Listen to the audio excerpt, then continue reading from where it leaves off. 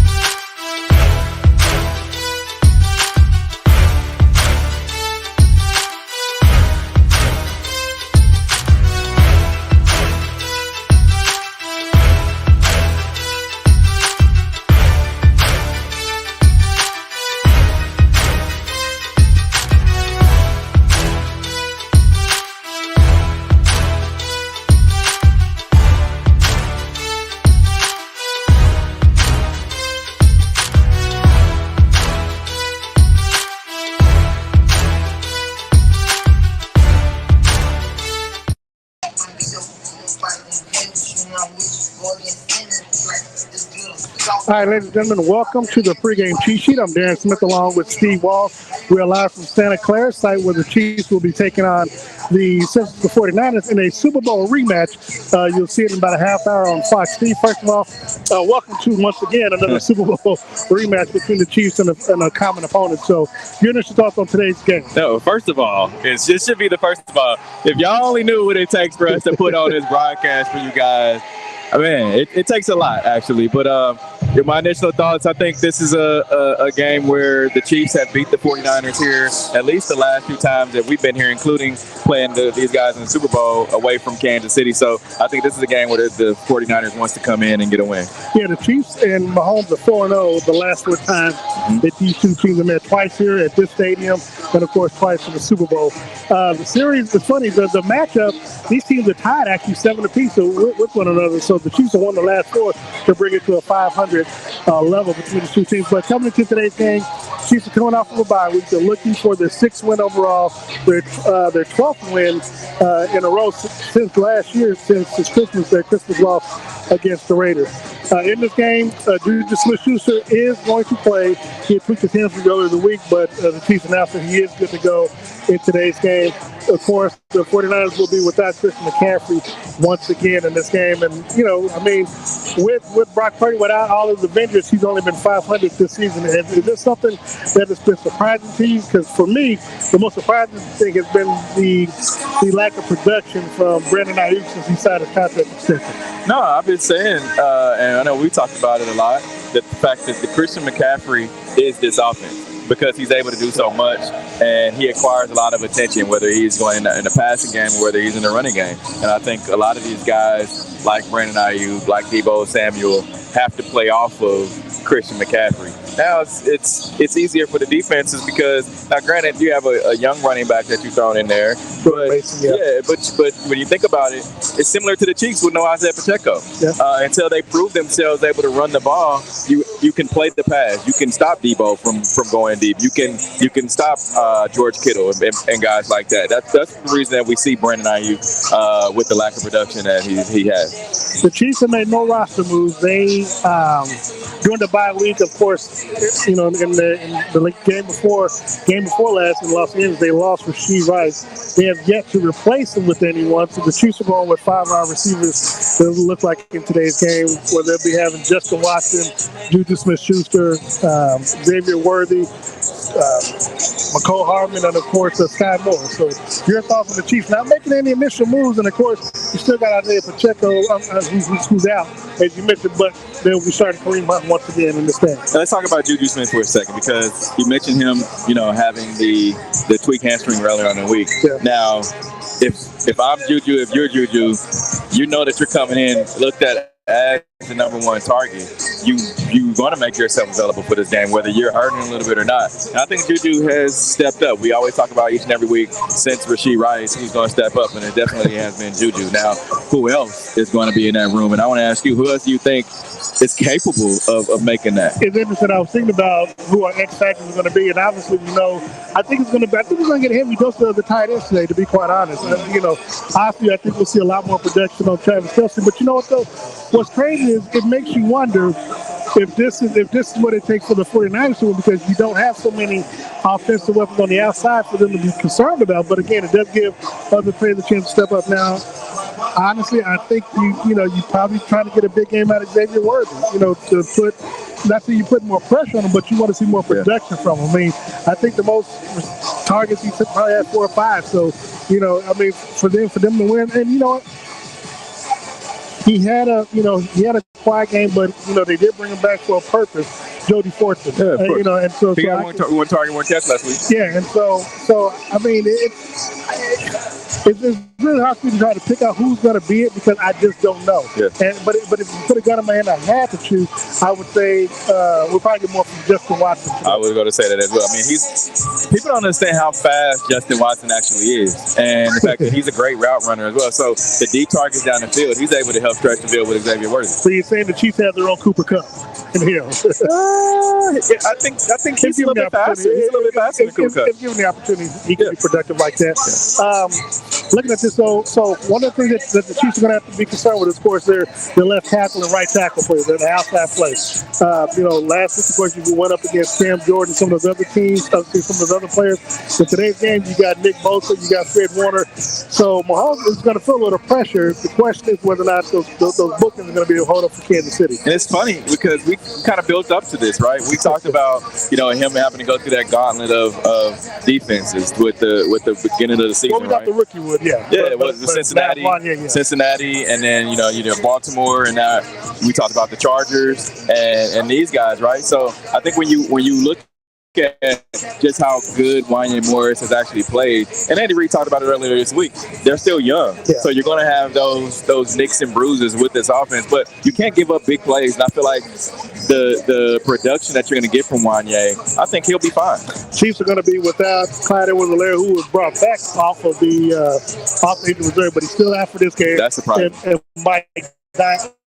No, not really coming because you got a lot of good play from Steele along with T-Ron, so you don't have to rush him back right away. Yeah, I'm just saying. I mean, and you got a great load out of Kareem Hunt. So I think the reason why I say it's surprising is because I see Clyde social media, I see Clyde doing practice, locker room, things like that, and I feel like he's to me he looks ready. Like if you could have a 1-2 punch with Kareem and Clyde, I think that's a great 1-2 punch. But what the Chiefs have done, and you've seen it, they bring them off of the IR, but you still got to get them game day ready. So you give them a week of practice, and now the second week now, I mean, he has to practice it. Kareem Hunt didn't practice it? No. When they brought Kareem in, they put him on the practice squad for 1 week, and then the next week he was playing. But he had his 1 week. No, this is his 1 week. Oh, okay. They just brought him off. They brought him off and they put him on the main roster. And now you got this week where he'll play next week against the Raiders. So, but looking at this, of course, Mike Dana is also going to be. Now that's going to be a big loss, I think, in some ways, defensively for the Chiefs today.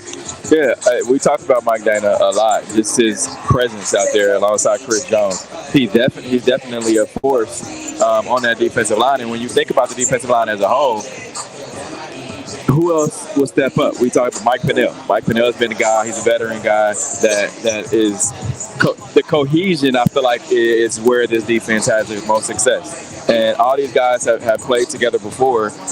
But then you look at Tershawn Wharton. I think Tershawn Wharton is going to have to step up. Derek Nottie, another guy who we talked about last year when we were here. We saw his brother up in the stands. But you got to get some production from all those guys because. Look, it's not going to be as tough as you would Lamar Jackson, but Brock Purdy can still move. Yeah. So I got to ask you, and again, Darren Smith, Steve Walls relies at Levi Stadium at Santa Clara, California, where the Chiefs will be taking on their Super Bowl rematch opponent in the San Francisco 49ers. Now, Steve, when we look at this particular matchup, and looking at it from the 49ers side, no Chris McCaffrey, but you have Jordan Mason for the most, and he got a little dinged up. They've been off for 10 days since their win against the Seattle Seahawks, but he got kind of dinged up in that matchup today. So if you're the 49ers, how are you looking to go against Kansas City's defense with Brandon Ayuk and along?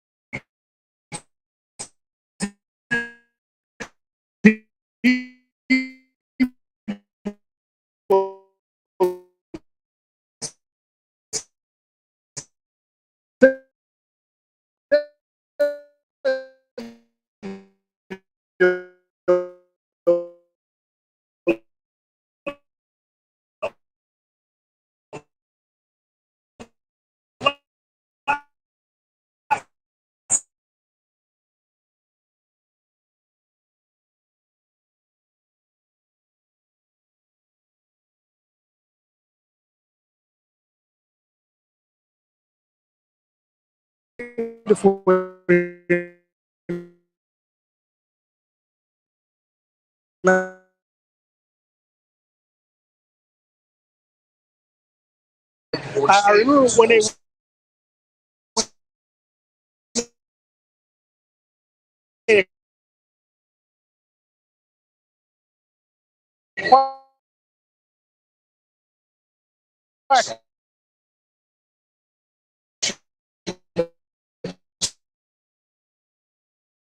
McCaffrey.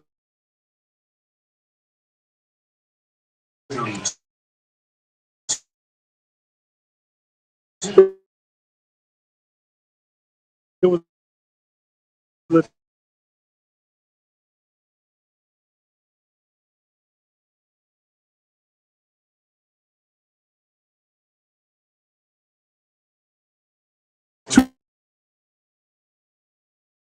2 years ago. I've been because look, we both know and we've said it that this defense is the reason why this Chiefs team is 5-0. Oh yeah. So when you think about it, has given them that bend but don't break attitude, and to me they're one of the top 2, if not 2, defenses in the league. Looking at on the defense side of football, as you mentioned, Chris Jones was a player of the week last week for the NFL before their bye week. Look at his play. Obviously, we haven't really talked much about the Chiefs and the cornerbacks, including Trent McDuffie. He's been a quiet assassin for the most part, where he has shut down. One of the things that fans in the league have kind of ignored about the Chiefs is that whoever the star running back is for that opposing team, they don't have a big game against Kansas City. Now, they might have it against someone else as the season progresses. No 100-yard receivers, no 100-yard running back. Yeah, so does the defense duplicate that? What does the defense need to do in today's game to walk out of here 6-0 with this team? And get after Brock Purdy. I think that's where it starts. You even said he's been the one that's been kind of that glue to the unit, right? I think getting after Brock Purdy is where it's going to start. I want to get your thoughts on no Christian McCaffrey. Brock Purdy's kind of just skating by, right? Yeah. Without the unit that he's used to. So what do you see from Brock today? I think Brock's going to get the ball out. See, to be quite honest, the matchup that we got to watch out for, the matchup that we have to watch out for is going to be Chris Jones against Trent Williams, because once that matchup takes place, that'll give me an idea of the pressure that he's going to be under. Yeah. You know what? It's weird though, because from what we've seen as a whole from the 49ers, offensively and defensively, they kind of live off of mistakes from other teams, right? Like you created mistakes for the Deebo Samuel, lack of tackles. That's how they've been successful in the past. You look at Brandon Ayuk,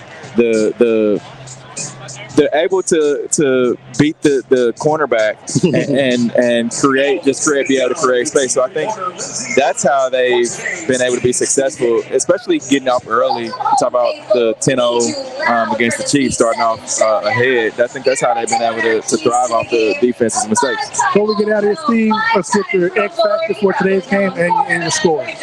Man, offensively, we're gonna do offensively. For the Chiefs, offensively, I'd say it's Travis Kelce.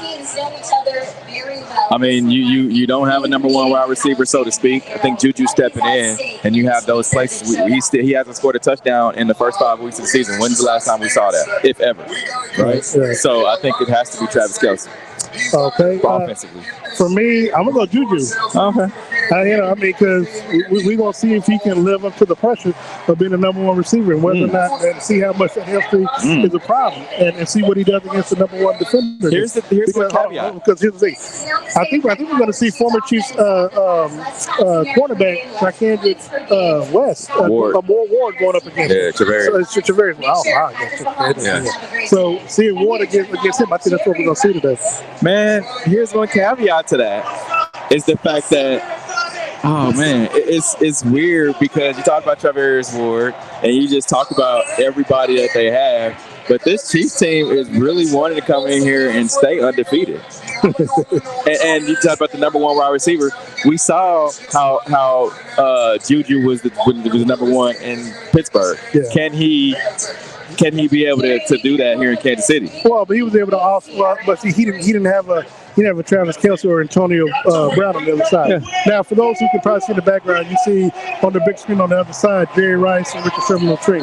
Steve, let's get before we get out of here, your prediction for today's game. I have the Chiefs winning. I think some fans sent me some messages about last week, or what did I say? New Orleans. I tried to. Yeah, the last game against New Orleans, man. I think I have the Chiefs winning. I think the Chiefs this is going to be one of those 3-4 touchdown games for the Chiefs offense. Yeah, you like that? I like it. I don't know if it's going to happen, but I like it. Yeah. I've got the Chiefs winning this game. I have them winning. Look, they don't blow nobody out. So, I'll give them close game. 27-20. I mean, because matchup, Cal, offensively, I think we're gonna get offensive exposure. I think you're gonna have to beat this Chiefs defense. Okay. All right, we'll see. Right. I got the blowout. You got the close game. We'll see. I got the close game, but I got a high scoring game. Before we get out of here, we want to thank our sponsors. I'm gonna go ahead and do it. If you like how Steve's dress, make sure you go by Dillard's off of Zona Rosa. See his people. Who are your people, Steve? I didn't hear you. Who are your people at Zona Rosa? Go talk to my friends over at Dillard's on the Rosa. Anyone in the men's department can help you out. All right, and of course, Todd White and Todd Coach and Taylor Suits out on Wall Parkway, of course, down on 20th and Broadway. And of course, I always want to thank G.E.H.A Barbecue. They got 5 locations. Make sure if you haven't stopped out, if you're there now, get you some food, try to burn in and macaroni and cheese, along with the slabs and all that other good stuff. For Steve Wolf, I'm Darren Smith. We are out of here. We'll see you post-game. We'll bring you a post-game show along with the press conference with Patrick Mahomes and Andy Reid and player interviews in the locker room. Till then, go Chiefs. At TWallKC, at Darren Smith NFL, we are out of here.